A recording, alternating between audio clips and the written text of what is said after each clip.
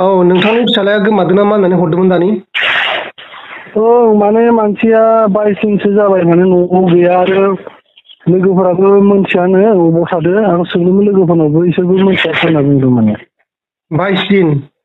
22 दिनसो जाबाय मानसिया माने न'आव खबर गैया आरो फनबो हराखै मबाइल दंमोन सिगां खिन्थु दा मबाइला फन नाङा होननानै माबा फन फैसा गैया होनना बुङो माने मबाइलाव। मानसिनि बैसोआ बेसे ओमफ्राय आरो बेसे थाखोआव फरायगासिनो दं? बैसोआ 15 बोसोरसो जाबाय ओमफ्राय क्लासआ 9आव फरायोमोन। ओमफ्राय न'खराव नांलाय खमलाय खालामदोंमोन नामा? न'खराव बिदि दावराव जायाखै जानायालाय ओरैनो जोंबो गुवाहाटियावसो थायो नालाय गुवाहाटियाव हाजिरासो मावोमोन। बिमायाबो बिदिनो साहा दखानसो होनानै जायोमोन। ओमफ्राय जों दाथ' आसाम स्कुलाव फरायनो होदोंमोन दा गाव माबाफोरसो उसुबिदा मोननानै स्कुलनि थाखायसो ना फरायनो बानासो अबावबा थांखो खिन्थु दिनैलासिम माने खबर गैया मानसिया फन नाम्बार मोनब्लाबो फन हरबाबो मोनाखै माने। बाथौ आश्रम माने बबे मबाइलाव मोनसेयाव? फैसा गैया दा। बाथौ आश्रम बबे मोनसेयाव? बागानपारा। बाथौ आश्रम बागानपारायाव। ओमफ्राय नोंसिनि गामिया?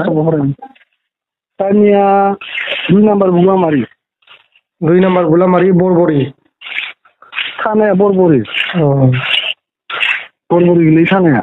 ओमफ्राय मा नाम फिसालानिया? ओमफ्राय नोंथांनि नामा? फिसालानिया सुबुंसा मुसाहारि ओमफ्राय आंनिया सनजिब मुसाहारि। फिसाला सासेल'मोन नामा?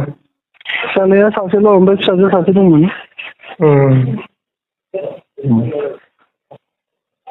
ओमफ्राय माबाफोर जेनेबा बुंहरदोंमोन नामा बियो लास्टआव थांनो लागायाव? बुंनायाथ' एख' बुङाखै थाङै एख' बुङाखै। गावसोर माबाफोर फरायनो बानानैसो खारखुमाखो ना सोरजोंबासो अबावबा लोगोजों थांखुमाखो दा मिथिया आरो बबाव दङ। ओमफ्राय मा होनो मिथिनायबा हामगौमोन आरो। औ नोंसोर दा बबेयाव दं होनना सन्देह खालामदों दा?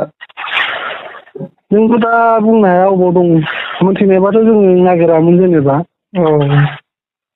लोगोफोर दंमोन नामा अबेबा सोनाबखै दा? गुवाहाटिफोराव लोगोफोर दं नामा बिनि? लोगोफोर माने ओरैनो गामिनि लोगोफोरा मोनथिया होनना बुंदों अबाव थांदों। बिसोरबो मिथियानो खोन्थायाखै होनना बुंदों आरो। जेबो मिथियाबा नोंसोरो अबाव थांदों अबाव मादों? मबाइला माने फैसा गैया होनना बुंबाय थायो माने मबाइला रिसार्ज जोबदों होनना बुंदों आरो। मबाइलाव रिसार्ज जोबदों होनदों। रायजोफोरखौ माबा मोनसे खावलायनो सानो नामा बेनि सायाव नोंथांनि फिसालाया जे गोमानानै दङ? सोरबाफोर नुबायबायदोबा माने आंनि नाम्बाराव जेनेबा खोन्थाहरबायबायबा मोजां मोनगोन आरो सोरबाफोर नुबायबायदोबा। सावगारिखौ होगासिनो दङ फट'बो होगासिनो दङ नोंथांमोना नुबाथाय खोन्थाहरबानो जाबाय बिथाङा जोबोर जार्लायाव गोलैनानै दङ जोबोद जेंना फिसालाया गोमानानै दङ। 22 सान जाबाय दासिमबो न'आव फैफिनाखै। दा बेनिखायनो नोंथांमोना जुदि नुदोंबाथाय खोन्थाहरबानो जाबाय बिथांनि न'खरा गोबां जेंनायाव दंगासिनो दङ। क्लास 9आव फरायगासिनो दंमोन बागानपारा बाथौ आश्रमाव। नाथाय मानि थाखाय बिदि खालामखो बेखौ न'आव खोन्थालाङालासिनो गोमानानै दङ। होमबा माबा मोनसे बुंबावनो लागा दं नामा ओरै जोबथायाव? बुंबावनो लागा जोबथाया बेनो जेनेबा सोरबाफोर नुदोंबा अननानै खोन्थाहरबानो जाबाय। आंनि नाम्बार होनाय दङ बे नाम्बाराव खोन्थाहरबानो जाबाय। होमबा जों गोजोननाय मोनगोन आरो मानसिया अबाव दं बेखौ मिथिबानो जों गोजोननाय मोनगौमोन। ओरैनो सोरजोंबा फन रायज्लायोमोन नामा? फन रायज्लायनायथ' जों मोनथिथ'आ दा बर्थमान रावजोंबो रायज्लायनायखौ मिथिथ'आ मोनथिनायबाथ' जों बेफोरबायदि नागिरामोन जेनेबा दा मोनथिनो थाखायनो जों उसुबिदा जानो लोंनो जोंबो सुख गैया अबाव दङ अबाव मादों। होमबा बेखिनियावनो नोंथांमोना खोनाबाय जानांगौ बे आदैया माबायदि बुंखो माबायदि फोरमायखो। बिथांनि न'खरा दा जोबोद जार्लायाव गोलैनानै दङ फिसाला सासेल'मोन नाथाय दा फिसाला सासेया दा खारनानै दङ बा गोमानानै दङ। 22 सान जाबाय दासिमबो न'आव फैयाखै। अब्ला लोगो नोंथांमोना भिडिअखौ हागौमानि सेयार खालाम जाहाथे बिथांनि फिसाज्लाखौ थाबैनो मोननो हायो आरो बिथांमोननि न'खरा आलो गोजोन संसार जाफिननो हायो।